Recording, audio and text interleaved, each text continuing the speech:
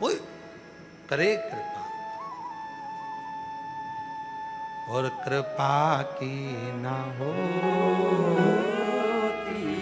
जो आदत तुम्हारी,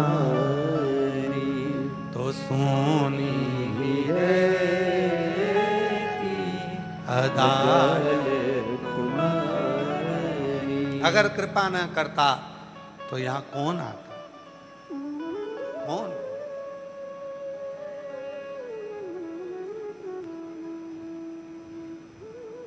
वृंदावन जाते हो, अयोध्या जाते हो, उज्जैनी जाते हो, ओमकारेश्वर जाते हो, हरिद्वार, काशी, द्वारका, जगन्नाथ, रामेश्वर, बद्रीनाथ जाते हो, पर ये सीहोर कुबरेश्वर बाबा की भूमि ये तो एक और पड़ जाती है।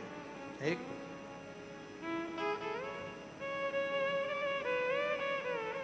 यहाँ आने के लिए आपको स्वयं पहले अपना दिल बनाना पड़ेगा, फिर मेरा बाबा इशारा करेगा, तब बैग लेकर तुम यहाँ पहुंच पाओ।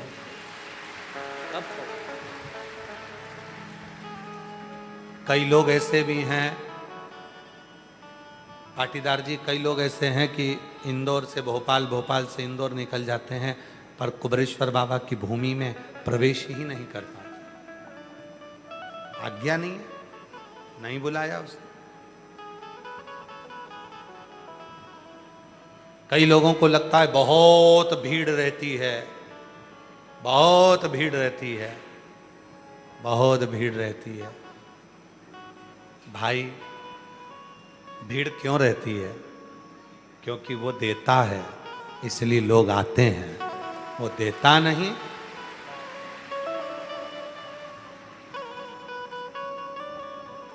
वो देता तो आते। कृपा है उसकी, करुणा है उसकी, दया है उसकी। शिव कथा करें, मन को हल्का करो।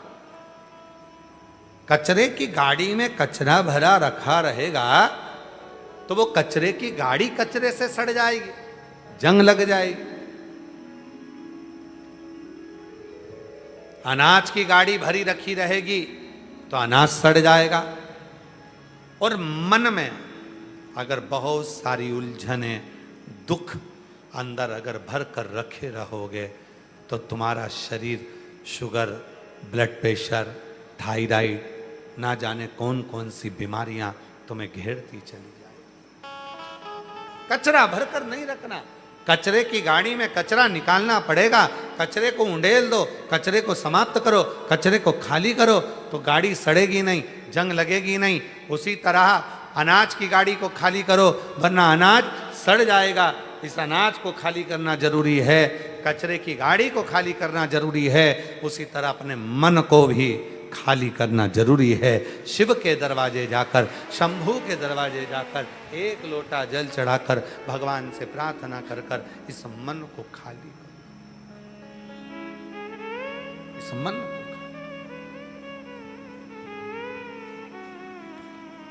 कितना मन खाली। जब उलझन आई, माता पार्वती जी के मन में जब संशय हुआ, पार्वती जी उस संशय को अपने भीतर रख रही थी।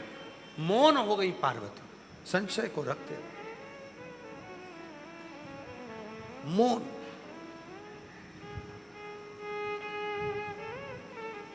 जब पार्वती जी मौन हुई, शिव जी को लगा कि ये इतना बोलने वाली पार्वती आज मौन हो जाती।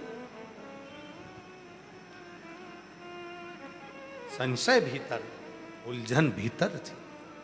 थर्मस बाहर से साफ दिख रहा है, ठंडा दिख रहा है, अंदर गर्मी है, अंदर तपन है। पार्वती जी ठीक दिख रही हैं, सब कुछ अच्छा दिख रहा है, पर भीतर से तपन है, भीतर से कुछ उलझन।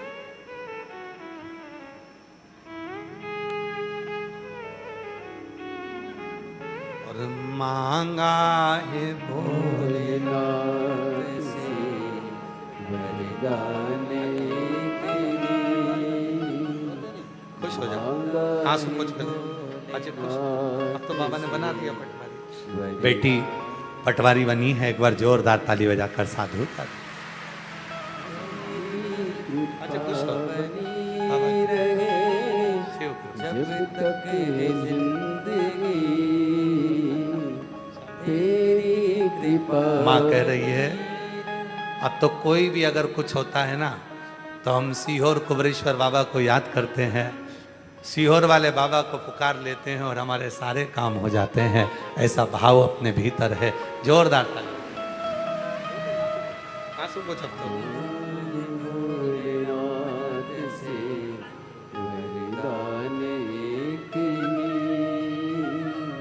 मांगा है भोलेनाथ से वरदान एक ही। तेरी कृपा बनी रहे जब तक है जिंदगी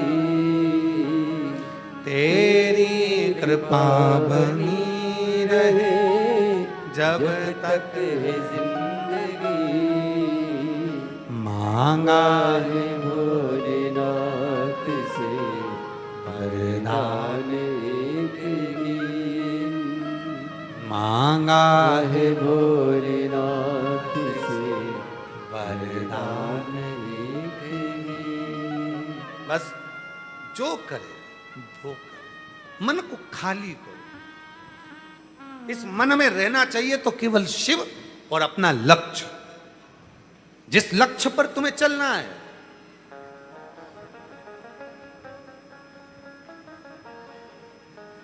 नौकरी चाहते हो सरकारी, कंपटीशन एग्जाम देते रहो, रात दिन पढ़ाई करो, रात दिन एक कर दो, और जिस दिन एग्जाम देने जाओ उस दिन बेलपत्री के बीच वाली पत्ती पर शहद लगाकर शंकर को लगाकर चले जाओ, बाबा के भरोसे जाओ, अपनी मेहनत के साथ जाओ, मंजिल मिल जाए। मंजिल,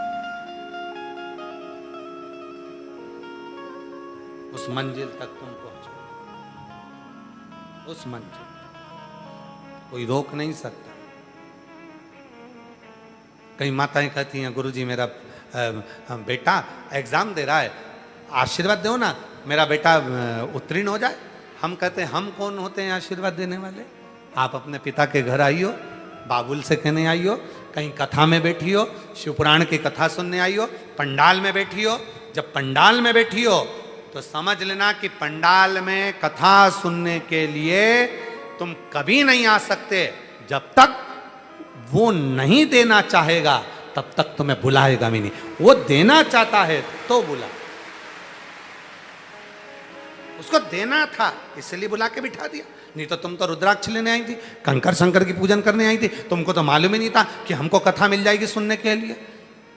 आपको तो मालूम ही नहीं था। वो तो वहां पूजन कर रही थी तो किसी ने कह दिया कथा चालू हो गई, वो कथा हो रही है यहाँ, हाँ तो आ गई, मालूम ही नहीं।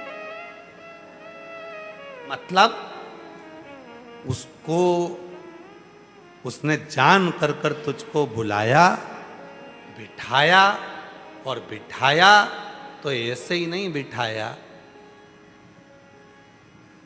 ऐसे ही नहीं बिठाया।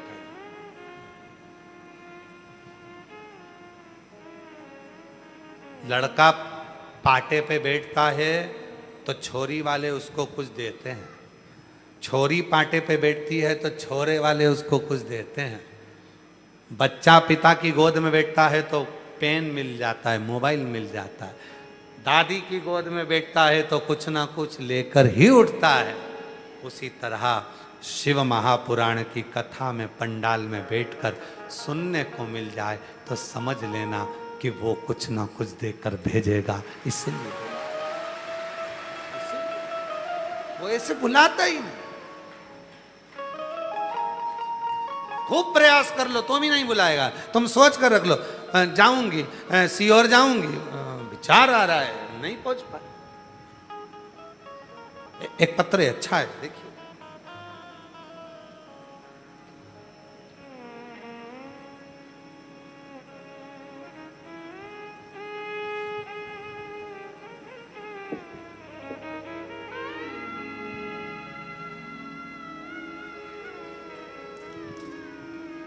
मैं ग्वालियर से हूँ, मेरा मोबाइल नंबर ये है मेरे पति का नाम ओमकार चौहान, मेरा नाम मिथिलेश चौहान है। कहीं बैठी हो आ सकती हैं। मेरे पति का नाम ओमकार चौहान, मेरा नाम मिथिलेश चौहान है। गुरुजी, मेरा मोबाइल नंबर ये, मैं ग्वालियर से आई। गुरुदेव, कहीं बैठी हो तो आ सकती हैं। बहुत दुखी थी। 2 साल तक मेरी बेटी की सगाई रही। 2023 में बेटी की सगाई रखते हुए 2 वर्ष निकल गए। 2 साल बेटी की सगाई रही। सारे नगरवासियों को, मेहमानों को, रिश्तेदारों को मालूम पड़ गया कि बेटी की सगाई हो गई है। शादी की तैयारी होने लगी और शादी की तैयारी के कुछ दिन पहले ही लड़के वालों के यहाँ से खबर आ गई कि लड़का लड़की से विवाह नहीं करना चाहता और वो सगाई टूट गई। सगाई टूट गई। उसी समय, उसी पल घर में मातम सा छा गया। जहां शादी की तैयारी चल रही हो, सब ऐसा लग रहा था कि सब कुछ लुट गया। फिर किसी ने कहा, सीहोर वाला बाबा कथा कहता है, एक बार जाओ।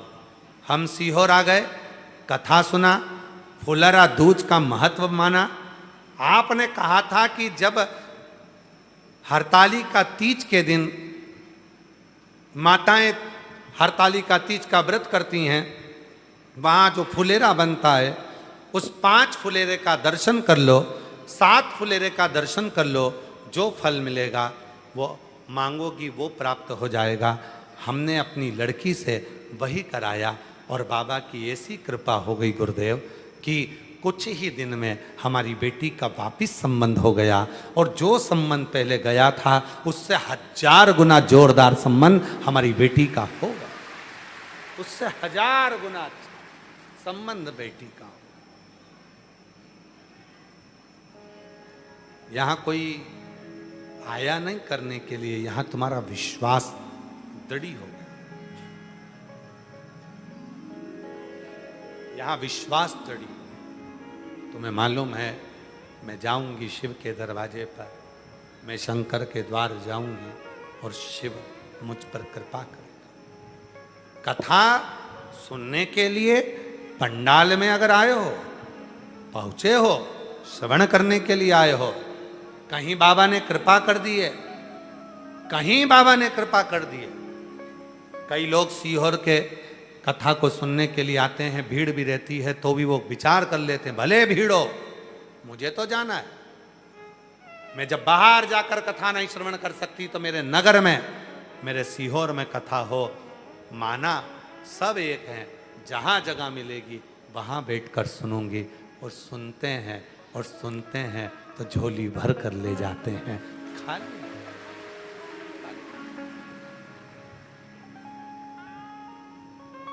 और मेरे भोले तेरा सहारा है, मेरे भोले तेरा सहारा है, मेरी नैया का तू किनारा है, मेरी नैया का तू किनारा है।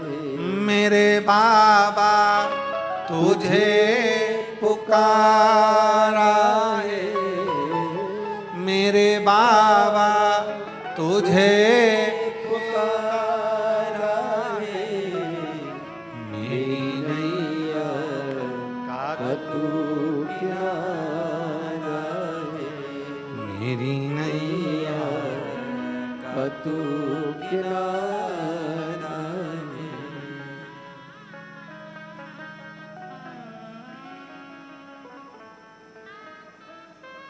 मन को खाली करो, उलझन छोड़ दो शिव के पास, टेंशन शिव के पास, परेशानी शिव के पास, पर कई लोग तो ऐसे भी हमने देखे हैं जो घर में